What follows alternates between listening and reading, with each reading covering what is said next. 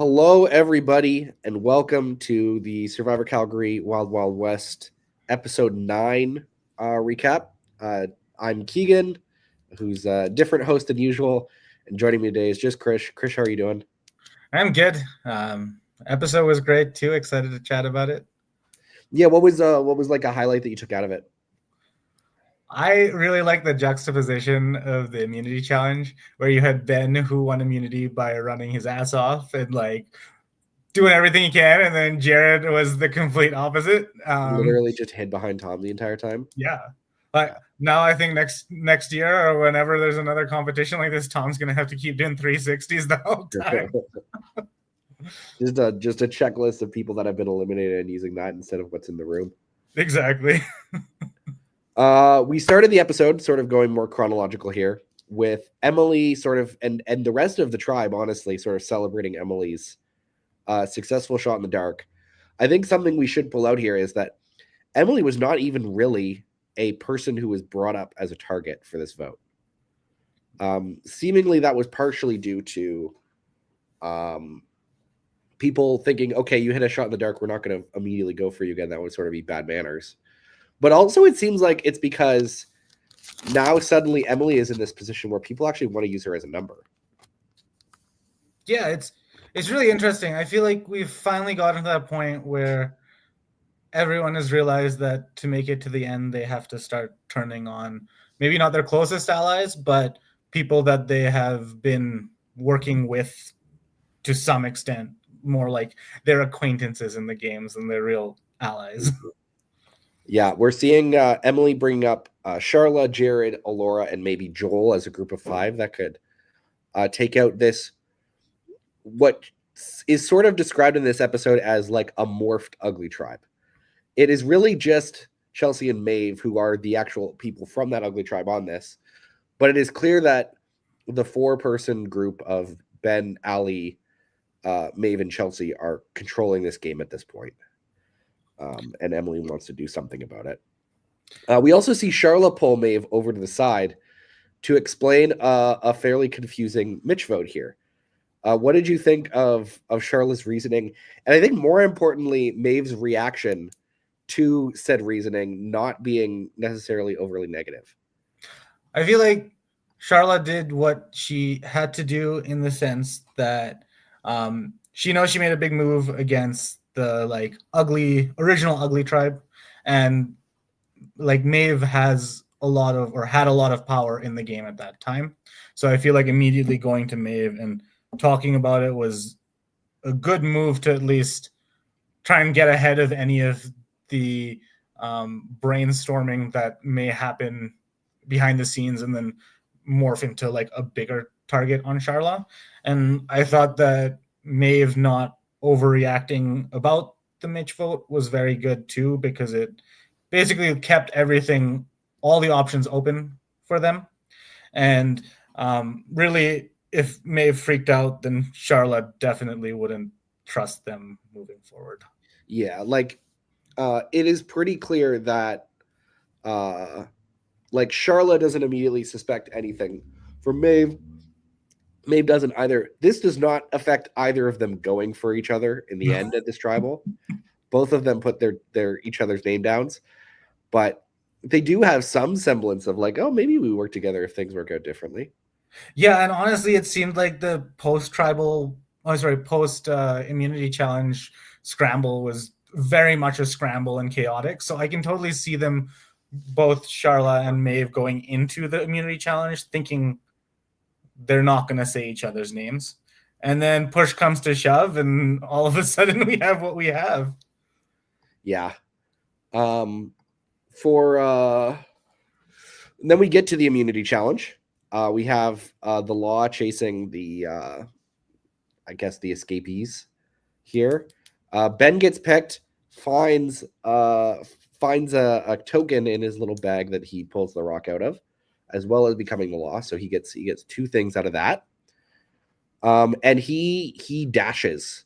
I think you can somewhat hear it in the edit, but there are some screams from people who are like, what the fuck, he's going so fast. And then we have this very weird situation where Tom misses Jared because of Jared's intentional strategy.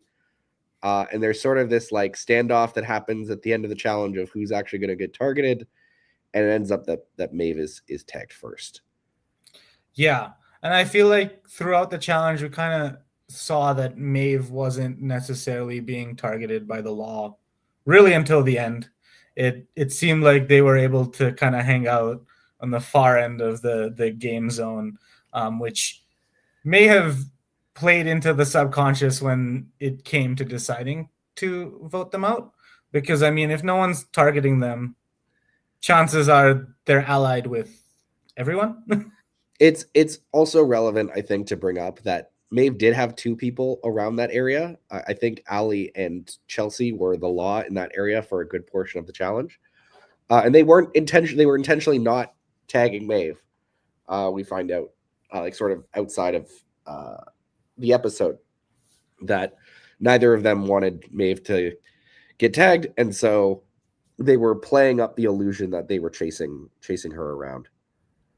After the challenge, the two winners have a bizarre conversation, Ben and Jared, where Ben needs Jared to remind him of the people who told him what. What did I tell you that they told whose name? What did you think of this whole thing here?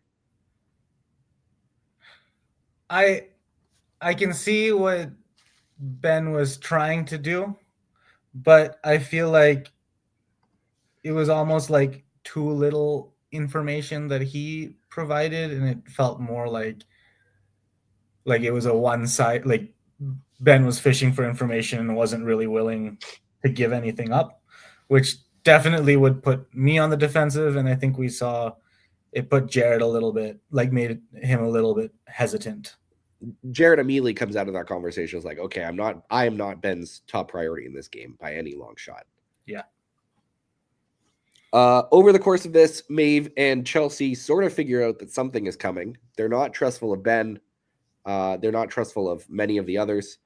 But ultimately, we see a conversation where Joel and Laura decide on a move. They end up targeting Maeve seemingly because they just like Chelsea too much. Like they agree that Chelsea might have more power, but they like don't want to target her. Which is crazy and just speaks to how good of a game Chelsea's playing, honestly. Like yeah, everyone, I heard someone else say the same thing. Like, yeah, I agree. I like her too. I would be like, oh, wait, that means we should actually probably get her out more, right? Exactly. And like I feel like since merge, it's been quite evident, at least from the edit, that Chelsea's in a very good spot. And it's crazy that like we keep seeing people say Chelsea's doing a great job. Even like Ben, he is saying like he was like, I'm the best player out here. And then by the end of that episode, he was saying, actually, it's Chelsea. But yet, like Chelsea's not on anyone's radar when it actually comes to writing down a name on parchment. It's crazy. Yeah. Now, maybe that's because I don't know how public knowledge it is that she has an idol. I don't think it is very at all, right? I don't think so. I think Ali might know. I think Ali and Maeve may be the only ones right now that know. Anyway, we continue on. Joel sort of gives up the game to Chelsea, we find out. He couldn't give a name of a non-immune person, and Chelsea discovers this, that there is a plan going on Maeve, and she gets her to get the idol from the car. Unfortunately, they don't have enough time to figure out that this idol is fake, or at least they play it anyway because there's no sense in not playing it if it's real. Yeah, like I can't blame them for playing it. You have something, and like at that point, I'm pretty sure Maeve probably felt like they were in trouble. So really, if you don't play it, then you just have regrets the rest of the game. And like, but at the same time, like we do see Maeve was apprehensive the whole time, even when Chelsea, like earlier in the episode, mentions that, oh yeah, we have Ben's idol too. And Maeve was like, it's in play, but like, Ben sort of gave it up to her a little bit too easily for it to maybe be a legit idol in that case, especially if Ben is in on the plan. Yeah, and it seemed like when Ben gave up the idol, he was very much at risk. So you would think that you would fight to keep that a little bit more if it was a real idol. Now, I think an interesting non-play that happens here is Chelsea not playing her idol after the idol is revealed to be fake on Maeve. What do you think of this? I mean, you gotta save your own buff first. It is Survivor. And like we have 8 people left, which means Chelsea making it now to 8 means she has to survive 3 tribal councils with an idol that's only 2, because the idol like expires at 5. So like, yeah, I don't blame her. I'm sure Maeve was a little bit disappointed that she didn't play it for him or for them. I think equally the interesting non-play is that she doesn't play it for herself either. Yeah, no, completely just like somehow sus that she was safe, but that Maeve, like that there was something fishy going on. Like there wasn't kind of some kind of split vote happening or anything like that going on. No. And I mean, good read in the end. In this also we see 3 bounties go off the board and one of them get redeemed. Charla, if you've been pegged to the bounty board effectively, Charla had a bounty on Maeve. She has now earned the buy cutie by Born Brewing advantage, which I can promise is not just a beer. However, we'll get into what it actually is in the future. And everybody's name is now off the board except for Joel's. Yeah. It's crazy now, basically, because every tribal council, someone's going to get an advantage. Or someone is already, like someone who had the bounty is already out. Yes. Yeah. But it does add like an extra layer of like, I think, suspense for the players. Because if they're not all sure who has whose bounty, but everyone's bounty's gone, so now everyone's on edge. Because everyone wants to, like, you want your bounty, so you won't, like, there's a part of you that always wants to target whoever you have. And this was a near unanimous blindside on, and the only player left in that unanimous blindside is like an extremely well-liked player. There's going to be some chaos going on in this game anyway. Yeah. And I think it'll be really interesting to see where Chelsea goes after this. I think we'll see her definitely like chat with Ali and try and strengthen that bond. I think that's her now number one really that's left in the game. But we'll see what happens. What do you think Chelsea should do immediately after this to sort of recover her position? I think number one is go to Ali and then whoever else that Chelsea thinks she's close with and explain that there's no hard feelings and that she wants to continue to work together and that she understands why they voted Maeve out and also why they left her out of that vote. Because like it's just damage control at this point. Everyone knows that Chelsea's a threat. Now it's about Chelsea. You're trying to assure people that you're not out for vengeance on all of them. Exactly. Okay, well, we're now going to get into questions. We have 2 people here joining us. We have Maeve and we have Joel here. Hello, everybody. First of all, anything either of you 2 want to say before we get into some questions here? Sorry, Maeve. That's all right. It's the game. It was a great episode. Yeah, it was fun. I would like to start with a disclaimer that I haven't had time to watch the episode yet. I had to rush home from work for this. So, yeah, I'm working off of memory of how things went down. I think the first thing that I wanted to justify is not playing my shot in the dark as well as the fake idol. And the reasoning behind that was like, in the event, like going into that vote, if it was turning on me, it was such a drastic number split. I think it was like 8-2 or something, that I had felt that they likely, would have maybe thrown a vote onto Chelsea in the event that I had an idol. And so I wanted to maintain both mine and Chelsea's vote in the event of an intentional vote split, if a real idol were played on me. So I did consider doing my shot in the dark. I elected not to. I did have at least a very strong hunch that idol was the fake idol. Unfortunately, I was a little late on that.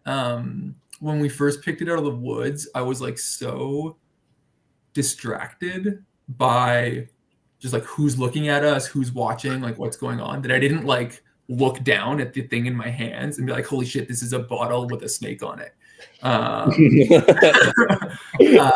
then I immediately handed it to Ben, who wrapped it in his shirt and put it in his car.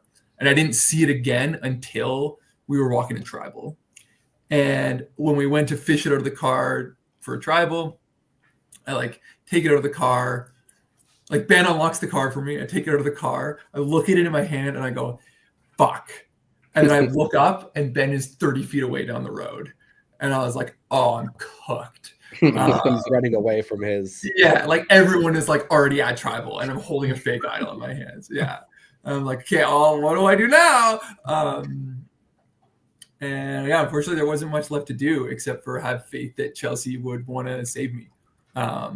Did you talk to Chelsea at all about her playing the idol? So we talked about her playing her idol. We talked about her playing it on herself. I didn't explicitly necessarily encourage her to play it on me. I think that Chelsea was playing an extremely good game.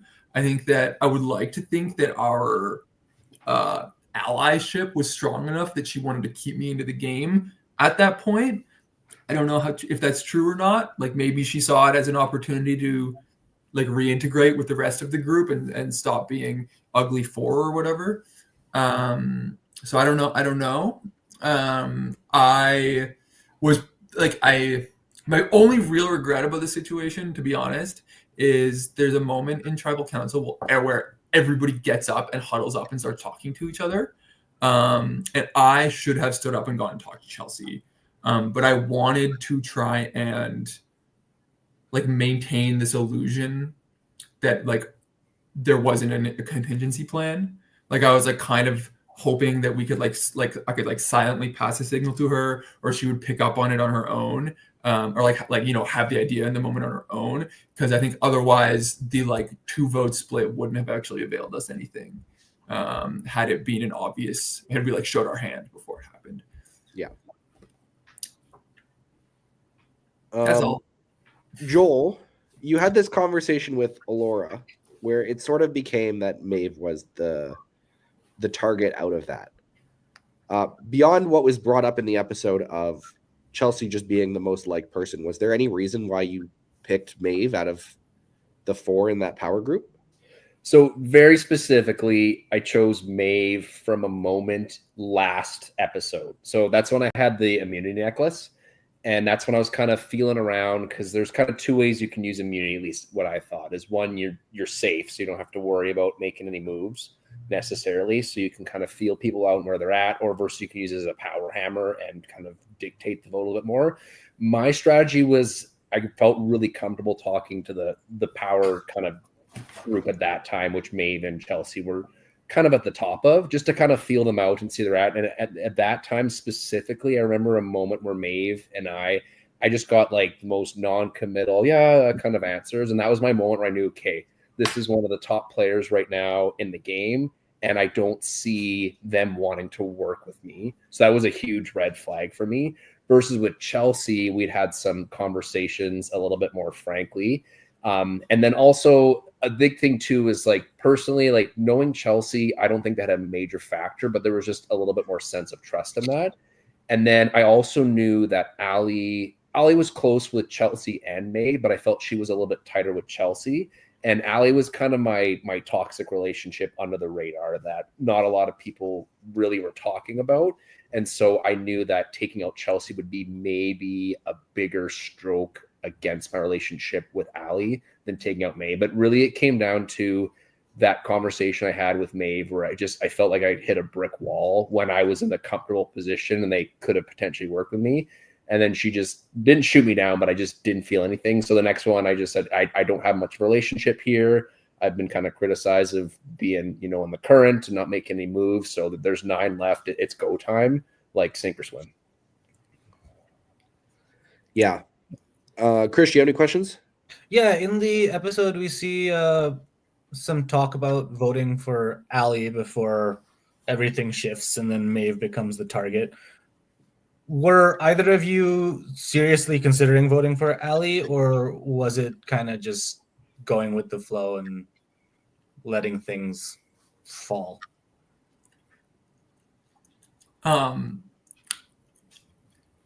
I'm going by my memory here, I think at this point I'm counting Allie among my like two strongest relationships. Like at this point, especially after the Mitch vote, like I don't know if Charla, like I genuinely like my memory of that conversation is like, did I say to vote Mitch out? Like, did I actually tell her that and she listened to me, or am I going crazy? Like, what happened here? Because she came up to me and told me she voted Mitch out because I told her to, and Mitch was like one of my like he was like my shadow alliance. Like he literally was like, I'll vote with you whatever you want, but we're gonna pretend we're not friends. So that's what I was doing. I was pretending we weren't friends and counting on his vote. And then Charla just like kills me beside me. And I'm like, oh, I guess I need Charla now. So then I had to save that face. And then, so Ali definitely is like one of my dwindling numbers. And so I think that like, you know, there's the conversation of like, you never want to have someone come up and be like, hey, we're thinking about voting Ali. And you'd be like, nah, fuck that. Ali's my best friend. You need to be like, oh, that's interesting. Like, we'll see what everyone else has to say, right? Let me just carefully redirect that to somebody else real quick. Thank you. Yeah, totally. So I think that like, you know, I would talk about it in the capacity that I didn't want to alienate anybody immediately. But I don't think I was going to put Ali down unless it was like 8-2 and I just needed to like be with the majority. I think that's the only situation I would put Ali down. And Joel, like me stonewalling you, I think you caught me on one of the only few moments of the game where I was like, every challenge, I left the challenge and I was like, okay, this time I'm gonna shut the fuck up. I'm gonna stop having plans. I'm gonna stop telling people what to do. I'm gonna stop steering the game. I'm gonna sit in the background for this one. And then like 5 minutes later, I'm like yelling at someone in the forest about who we're gonna vote for. And you somehow managed to catch me in one of the moments where I was like, I need to shut the fuck up. So just bad timing on our on my behalf, I guess.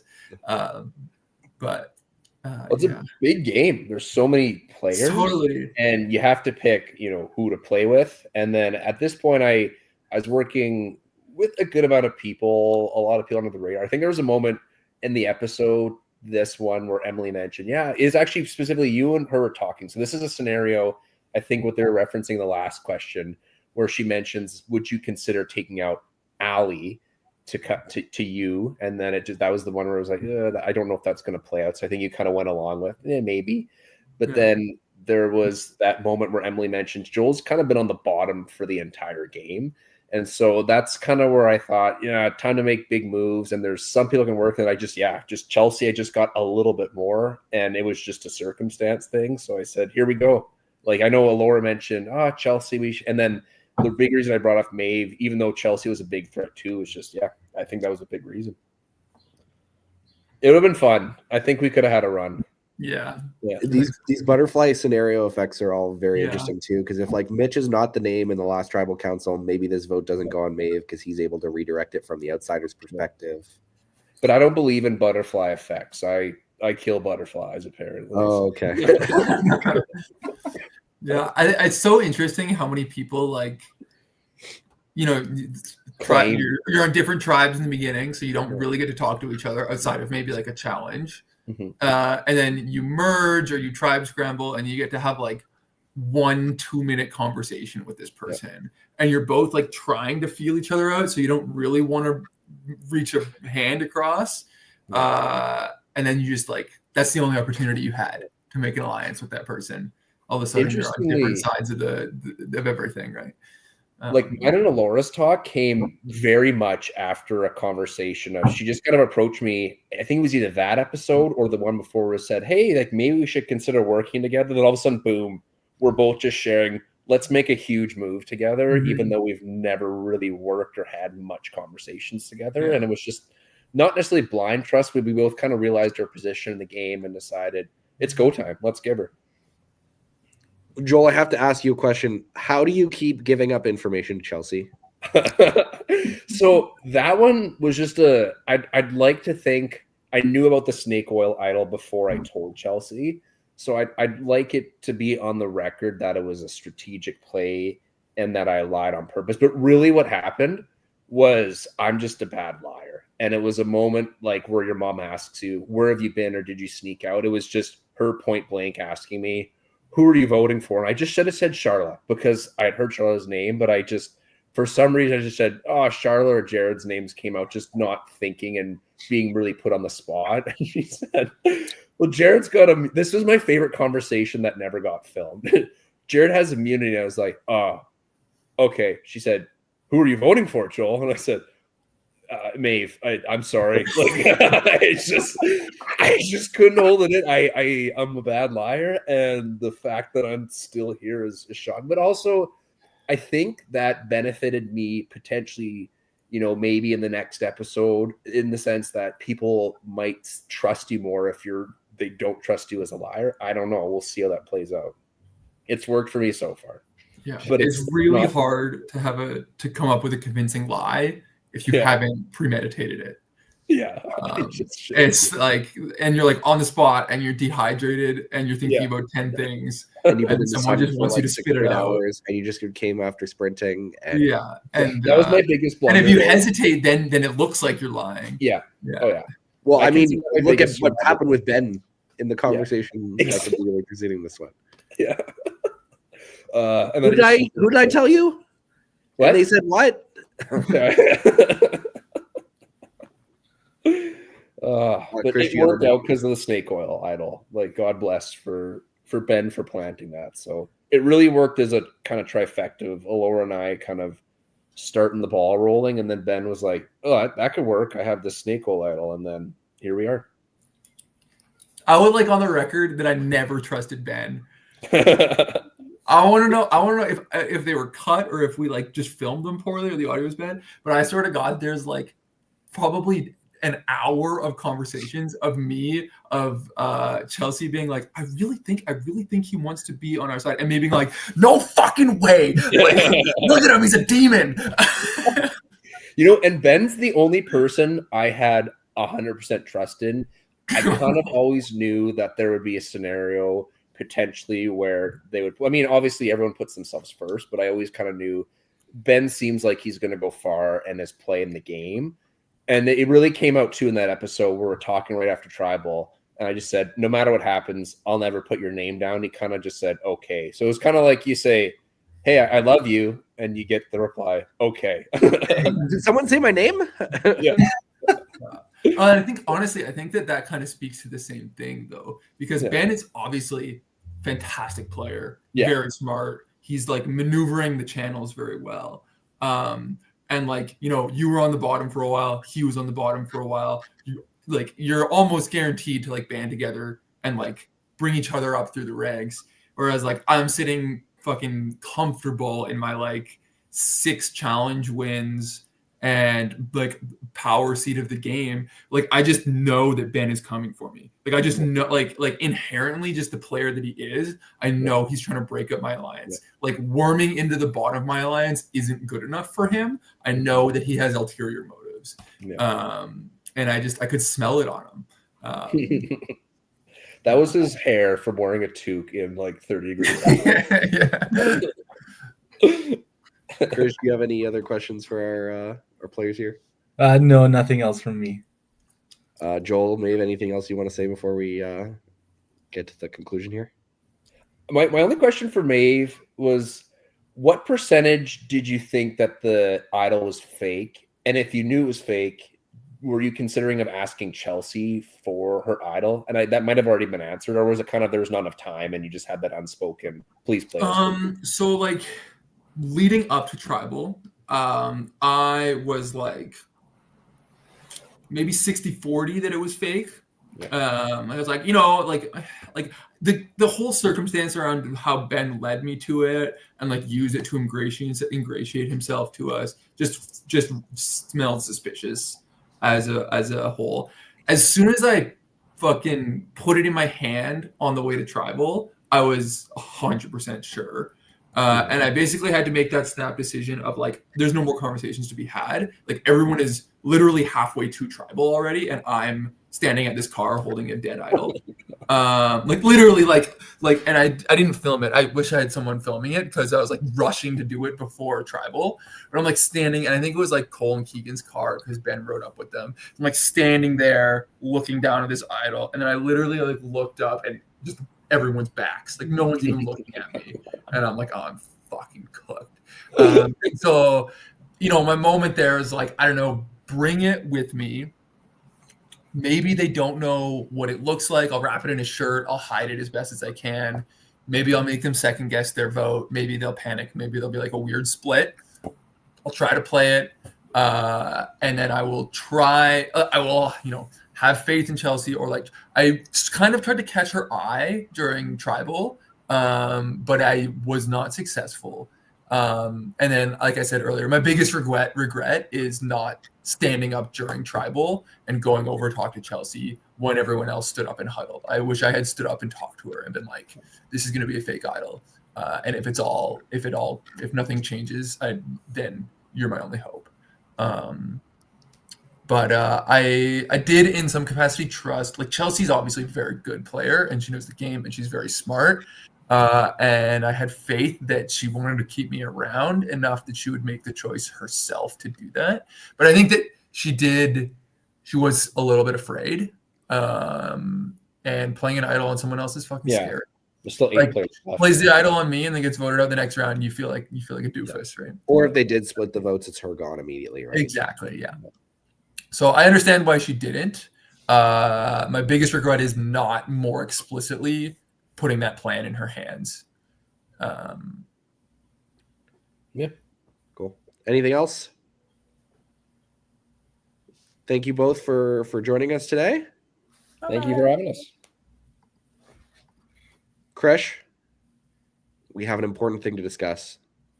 Who is your player of the episode?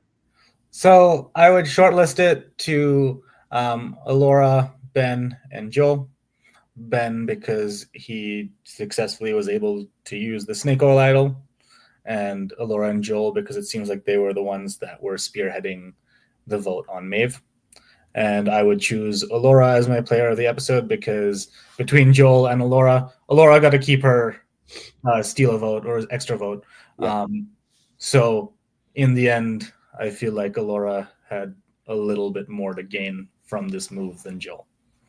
Yeah. And now it's, 7 against 1. Don't think that's going to stick. I don't think it's 7 against 1, if I'm being completely honest here. No, that group seems to be tenuously connected. Yeah. Relationship by circumstance, to say the least. Yeah. Well, thank you everybody for joining us for a weirdly scheduled one this week. We should be back at the regular time next week. And thanks for watching.